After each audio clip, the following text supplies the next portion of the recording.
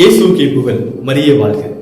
இயேசுவில் அன்பிற்குரியவர்களே, தவ காலம் 4வது வாரம் சனிக்கிழமை நட்சத்திர வாசகத்தை நாம் பார்க்கிறோம். ஆண்டவர் இயேசு கிறிஸ்துவினுடைய வார்த்தையை கேட்ட மக்கள் கூட்டம் பிளவுபட்டு போகிறார்கள்.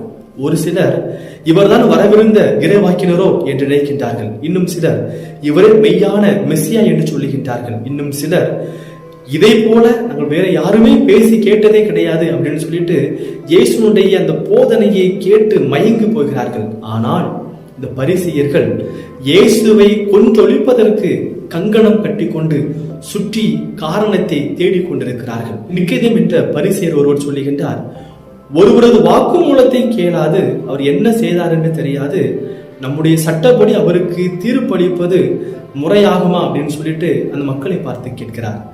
அன்பிற்குரியவர்களே, இயேசு என்ன செய்கின்றார், அவருடைய போதனை என்ன, அவர் அங்கு எதற்காக வந்தார் அப்படிங்கிறத இந்த பரிசேயர்களும் சதிசேயர்களும் கேட்பதற்கு நேரத்தை கொடுக்கவே கிடையாது. அவர்களுக்கெல்லாம் இவர் ஒரு மிகப்பெரிய போதகராக மாறிக்கொண்டிருக்கிறார், இவரை தடுத்து நிறுத்த வேண்டும், நம்முடைய குற்றங்களை இவர் சுட்டி காட்டுகிறார், எனவே இவர் எப்படியாவது அழித்து விட வேண்டும் என்பதற்காகத்தான் கங்கணம் கட்டிக்கொண்டு இவர்கள் காரணத்தை தேடி சுற்றி கொண்டிருக்கிறார்கள். தவிர இயேசுடைய வார்த்தைக்கு, இயேசுடைய போதனைக்கு ஒருபோதும் இவர்கள் செவி மடுப்பதாக இல்லை.